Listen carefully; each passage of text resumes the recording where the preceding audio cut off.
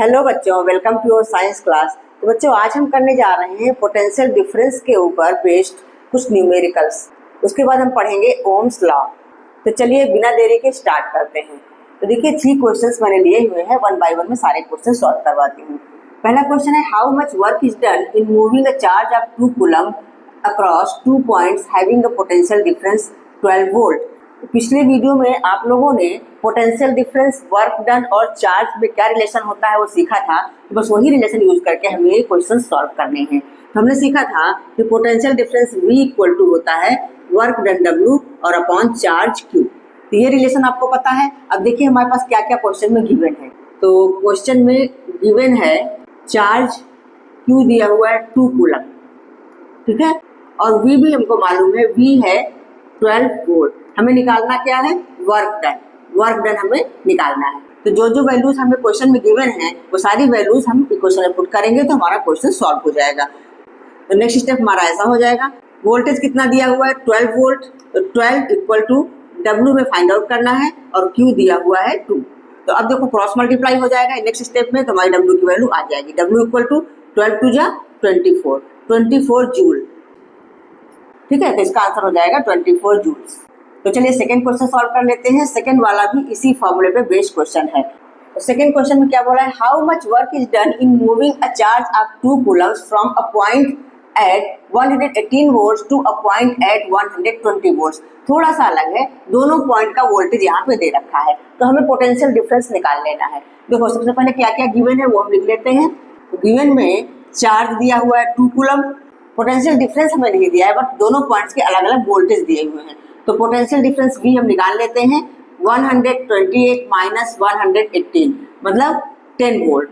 V आ गया हमारे पास 10 volt. अब हमसे इसमें भी पूछा जा रहा है कि how much work is done, तो बस इसी फॉर्मूले में वैल्यू पुट करेंगे, आ जाएगा हमारा आंसर। तो V दिया हुआ है 10, तो यहाँ पे 10 लिखेंगे, W हमें निकालना है और Q है 2। क्रॉस मल्टीप्लाई करेंगे तो आ जाएगा W इक्वल टू 20 जूल। तो work done equal to 20 joules. तो ये हमारा आंसर आ गया। ठीक है बच्चों, क्लियर हुआ, समझ में आया। अब थर्ड क्वेश्चन चलिए वो भी यही कर लेती हूँ, थोड़ी जगह है इसी में हो जाएगा। ये हमारा सेकंड था। थर्ड का सॉल्यूशन कर लेते हैं, सॉल्यूशन 3। थर्ड क्वेश्चन में क्या पूछा गया है इसको समझ लेते हैं। How much energy is given to each coulomb of charge passing through a 6 volt battery. तो ये 6 वोल्ट बैटरी तो साफ साफ में दिख रहा है कि वोल्टेज दिया हुआ है, मतलब पोटेंशियल डिफरेंस दिया हुआ है 6 वोल्ट, ठीक है। अच्छा, उसके बाद इसमें चार्ज क्या है ये समझना है। क्वेश्चन में पूछा गया है कि how much energy is given to each coulomb of charge. Each coulomb of charge मतलब every 1 coulomb of charge. Every 1 coulomb of charge that means charge हमारा है 1 कूलम। ये चीज आपको समझनी है, ध्यान देना है। और हमसे पूछा जा रहा है how much energy is given. तो एनर्जी मीन्स वर्क, वर्क तो एनर्जी के फॉर्म में ही होता है, तो बस हमें वर्क ही निकालना है, वर्क डन ही निकालना है। तो इस क्वेश्चन को सॉल्व करने के लिए भी अपना यही फॉर्मूला यूज करेंगे, V equal to W upon Q। V हमारे पास है 6 इक्वल टू W हमें निकालना है और Q दिया है 1 कूलम। क्रॉस मल्टीप्लाई करेंगे तो नेक्स्ट स्टेप में हमारा हो जाएगा ये W इक्वल टू 6 जूल्स, ठीक है। ये हमारा आंसर आ गया। तो बिल्कुल इजी क्वेश्चन है, बस आपको ये रिलेशन बिल्कुल याद करके रखना है, V equal to W upon Q। अगर ये रिलेशन आप अच्छे से लर्न करके रखते हो तो क्वेश्चन कैसे भी घुमा के दे दिया जाए आप कर सकते हो। तो आई होप आप लोगों को तीनों क्वेश्चन समझ में आ गए होंगे। तो चलिए आगे बढ़ते हैं, अब ओम्स लॉ के बारे में पढ़ते हैं। हाँ बच्चों, तो ओम्स लॉ की डेफिनेशन समझ लीजिए पहले। तो इसकी डेफिनेशन इस प्रकार है, at constant temperature the potential difference V across the ends of a metallic wire that is conductor in an electric circuit is directly proportional to the current flowing through it.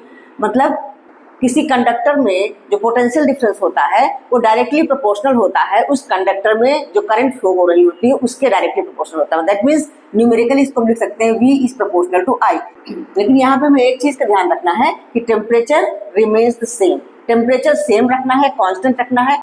अगर temperature vary करेंगे तो फिर ये law true नहीं हो पाएगा। तो at a constant temperature the potential difference V across the ends of a metallic wire in an electric circuit is directly proportional to the current flowing through it. That means V is directly proportional to I. तो proportionality का sign हटाएंगे तो यहाँ पे एक constant आ जाएगा। तो इसको हम इस तरह से लिख सकते हैं, इक्वल का साइन लगाएंगे और यहाँ पे R आ जाएगा, RI। तो ये R जो है एक कांस्टेंट है और इसको हम बोलते हैं रेजिस्टेंस। R क्या है, कांस्टेंट, इसको बोलते हैं resistance. So this R is constant for a given metallic wire at a given temperature. ठीक है। तो ये टेम्परेचर पर डिपेंड करता है R। तो इससे हमें एक न्यूमेरिकल फॉर्मूला मिल गया V इक्वल टू RI या V इक्वल टू IR, ऐसा भी लिख सकते हैं V इक्वल टू IR, ठीक है। तो ये रेजिस्टेंस है क्या? Resistance is the property of conductor that resist the flow of charges through it. जब किसी कंडक्टर में चार्जेस फ्लो होते हैं तो उनके फ्लो को रेजिस्ट करता है, उसे बोलते हैं रेजिस्टेंस। अब इस इक्वेशन से हम रेजिस्टेंस की वैल्यू भी निकाल सकते हैं। R इक्वल टू क्या हो जाएगा? I जो है V के अपॉन में चला जाएगा, V अपॉन I।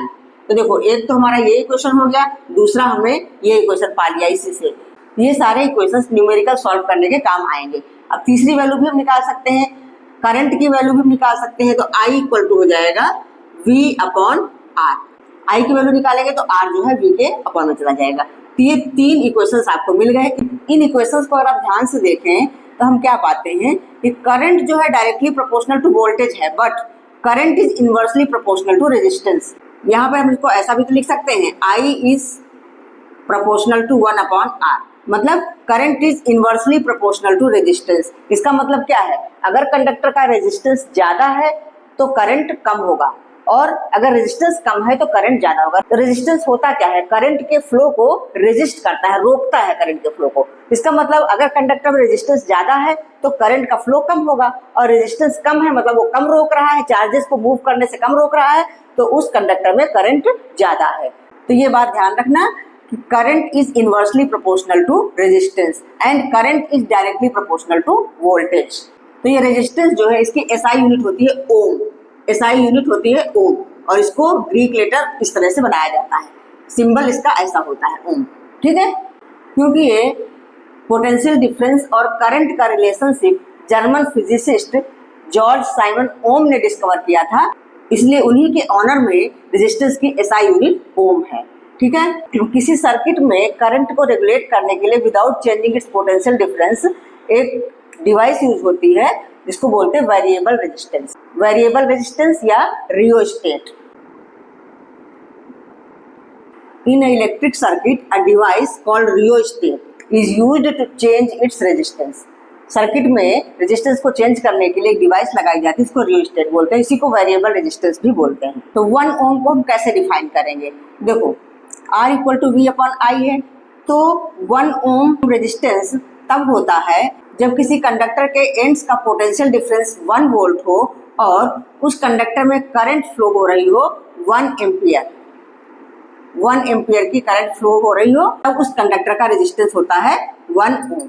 अच्छा, potential difference is directly proportional to I, तो इसका मतलब ये है कि अगर इसका हम ग्राफ बनाएं पोटेंशियल डिफरेंस और करंट का, ये मान लो करंट है और ये पोटेंशियल डिफरेंस है, तो हमेशा एक स्ट्रेट लाइन में मिलती है। ऐसा क्यों होता है कि अगर हम करंट बढ़ाएंगे तो उसी प्रोपोर्शन में पोटेंशियल डिफरेंस ही बढ़ेगा।